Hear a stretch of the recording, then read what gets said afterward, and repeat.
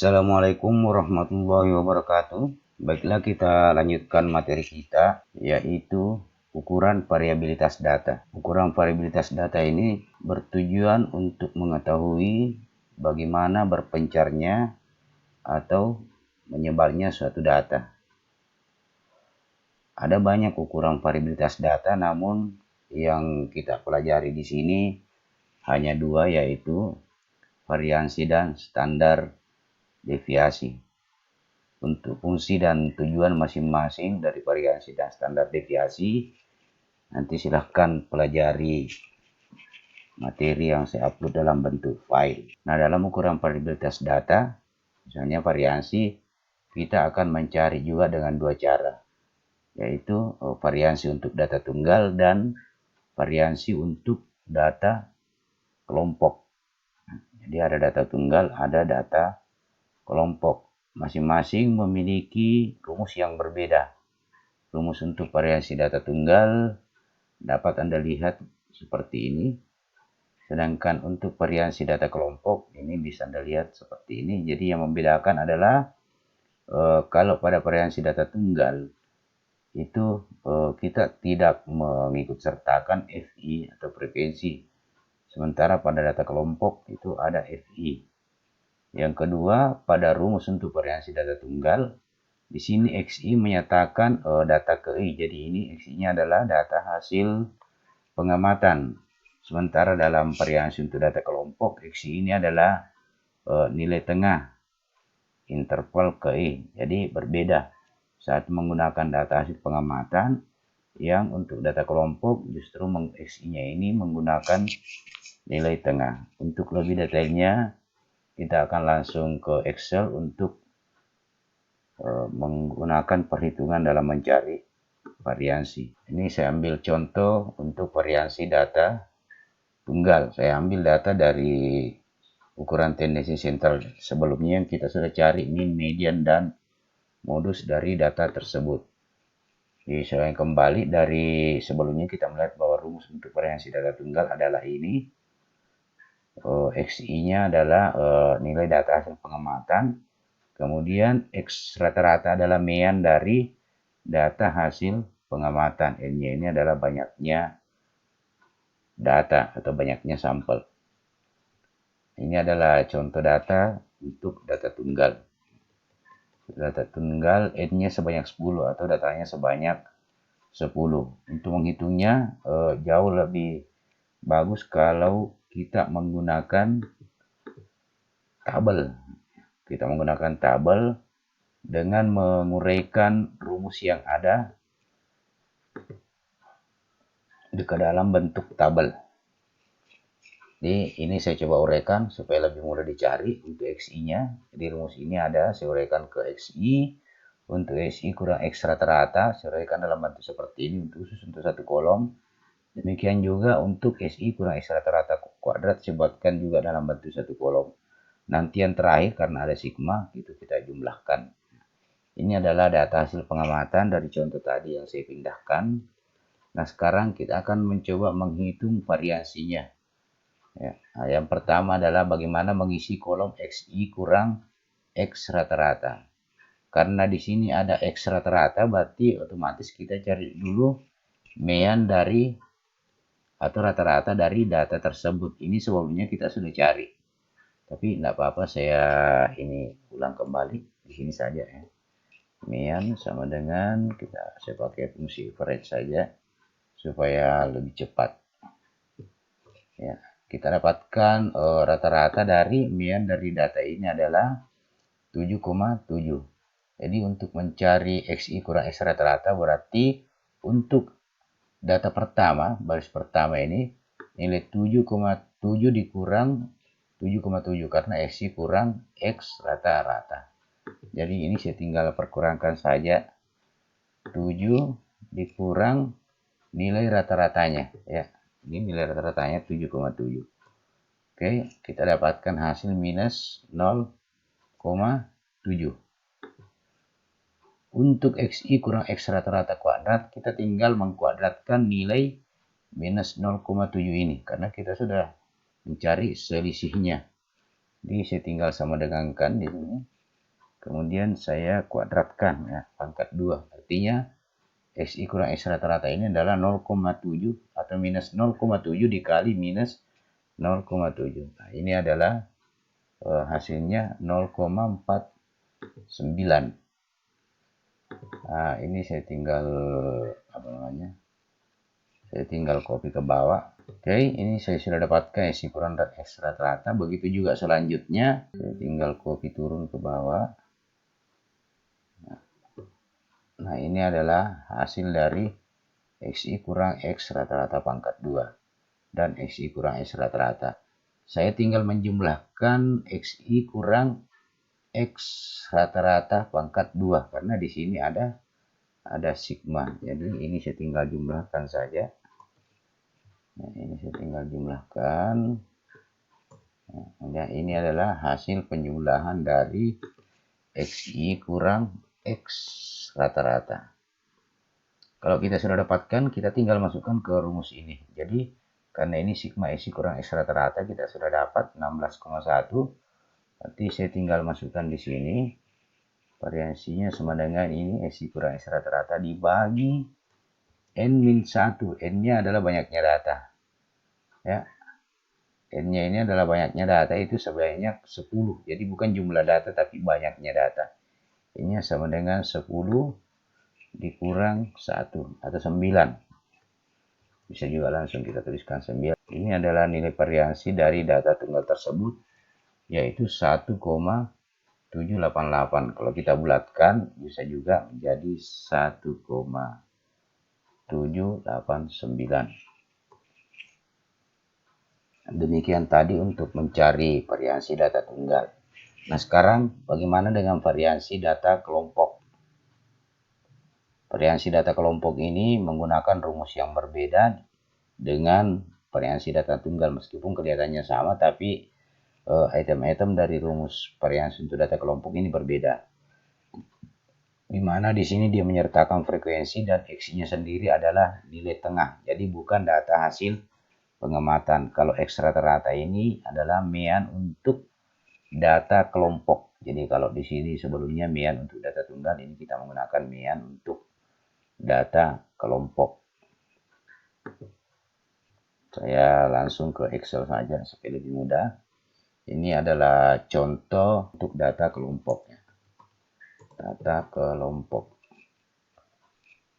Nah, sekarang kita akan mencari variansi dari data kelompok. Sama dengan variansi data tunggal. Ya, untuk lebih mudahnya, saya menyusunnya dalam bentuk tabel seperti ini. Jadi setiap item-item dari rumus variansi untuk data kelompok ini saya uraikan. Ada FI, ini sebelumnya ketika kita membuat tabel distribusi frekuensi itu sudah ada. Kemudian XI saya uraikan juga, ini adalah nilai tengahnya. Kemudian ada XI kurang X rata-rata. Ya, XI kurang X rata-rata itu saya uraikan dalam bentuk satu kolom juga, begitu juga pangkat 2-nya. Kemudian FI kali XI kurang X rata-rata pangkat 2 saya uraikan. Nanti hasil terakhirnya karena ini sigma, ini saya jumlahkan. Oke, saya lanjut. Untuk mengisi kolom-kolom ini berdasarkan rumus ini. Kita cari, ini adalah data yang kita sudah susun dalam bentuk tabel distribusi frekuensi dengan masing-masing interval memiliki frekuensi seperti ini. Ada 2, 7, 10, 8, dan 3. Banyaknya data adalah 30. Nah, untuk mencari X-nya, ini adalah nilai tengah. Jadi seperti yang pernah kita pelajari sebelumnya, adalah nilai tengah. Mencari nilai tengah dalam suatu tabel distribusi frekuensi, yaitu menjumlahkan nilai terendah ditambah nilai tertinggi pada interval tersebut, kemudian dibagi 2. Jadi ini saya jumlahkan nilai tertinggi ya, ditambah nilai terendah ditambah nilai tertinggi, kemudian saya bagi 2. Nah, ini hasilnya. Ya, hasilnya adalah 15. Begitu juga interval selanjutnya. Ini sama. Saya jumlahkan antara nilai terendah dengan nilai tertinggi. Ya, kemudian saya bagi 2 hasilnya. Ya, dia menghasilkan 15. Begitu seterusnya, saya tinggal copy ke bawah supaya lebih cepat. Nah, ini adalah nilai tengah dari masing-masing interval. Jadi ini nilai tengahnya. Jadi kita sudah dapatkan nilai tengahnya. Nah, sekarang kita akan pindah ke kolom selanjutnya, yaitu memperkurangkan antara nilai tengah dengan nilai mean. Kita akan memperkurangkan antara nilai tengah dengan nilai mean. Sebelumnya kita sudah pernah mencari mean untuk data kelompok menggunakan data ini. Jadi saya tidak perlu memperlihatkan Anda cara mencari mean untuk data kelompok. Nanti kalau lupa-lupa silahkan dibuka materi tentang mean untuk data tunggal dan data kelompok. Saya langsung menuliskan nilai mean dari data ini karena sebelumnya sudah kita cari nilai mean-nya. Di mean yang kita dapatkan sebelumnya adalah 35,5.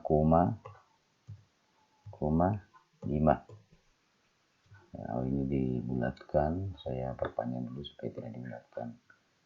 Ini adalah mean kita sudah pernah cari sebelumnya, yaitu 35,5. Nah, sekarang saya akan memperkurangkan untuk mencari nilai baris pertama. Ini adalah saya akan memperkurangkan nilai tengah dengan nilai mean yang kita sudah cari dengan menggunakan rumus mean data kelompok. Ini untuk baris pertama.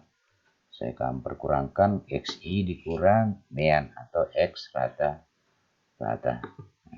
Ini cari, ini kita sudah dapat nilai selisih antara 15 dengan X rata-rata adalah minus 21.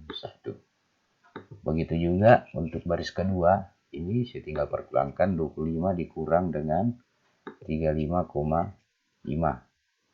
Demikian seterusnya ya, sampai ini saya ikat dulu, saya tinggal copy turun supaya lebih cepat. Jadi dengan cara yang sama kita bisa lakukan untuk baris-baris yang lain.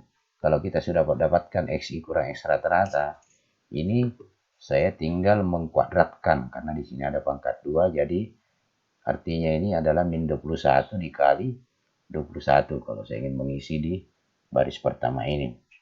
Jadi ini saya tinggal kuadratkan min 21 pangkat 2 atau min 21 kali min 21. Kita dapatkan hasilnya adalah 441. Ini untuk XI kurang X rata-rata pangkat 2. Kalau kita sudah dapatkan ini, kuadrat dari XI kurang X rata-rata, kemudian nilai dari XI kurang X rata-rata ini kita perkalikan dengan nilai frekuensinya.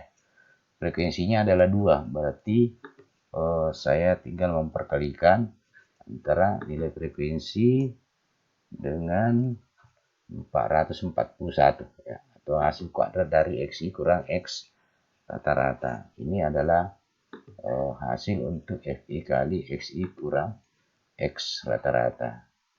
Nah, itu demikian seterusnya. Dengan cara yang sama kita bisa menggunakan untuk baris berikutnya, tapi supaya lebih cepatnya saya copy saja ke bawah supaya tidak terlalu banyak waktu yang dipakai. Oke, setelah kita dapatkan perkalian antara FI kali XI kurang X rata-rata kuadrat, ini hasilnya kita jumlahkan karena di rumus ini memperlihatkan bahwa ada sigma. Sigma ini artinya menjumlahkan. Jadi saya tinggal jumlahkan nilainya di atas ini ke bawah, baru saya tekan enter. Ini adalah hasil jumlahan dari FI kali XI kurang X rata-rata kuadrat. Nah, untuk mencari variansinya, saya tinggal masukkan ke dalam rumus ini untuk data kelompok. Jadi jumlahannya saya bagi dengan N-1. N-nya sebanyak 30. 30 dikurang 1 sama dengan 29. Jadi ini saya hasil jumlahnya saya bagi dengan N-1 atau 30 dikurang 1. Ya, ini hasilnya adalah 119,5. 1,6552. Itu adalah nilai variansi untuk data kelompok. Kalau kita mau bulatkan, bisa juga bulatkan menjadi 119,66.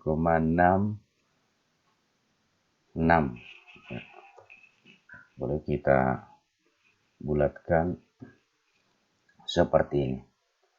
Nah, demikianlah untuk mencari variansi untuk data kelompok. Oke, selanjutnya kita lanjutkan untuk standar deviasi. Sama dengan variansi sebelumnya, untuk mencari standar deviasi ini juga terbagi dua, yaitu standar deviasi untuk data tunggal dan standar deviasi untuk data kelompok. Standar deviasi untuk data tunggal ini kurang lebih sama dengan rumus variansi untuk data tunggal. Yang membedakan adalah untuk standar deviasi data tunggal ini S-nya sudah hilang pangkat 2-nya. Kalau pada variansi tadi itu S kuadrat, ini pangkat 2-nya dihilangkan, dipindahkan ke sebelah menjadi akar.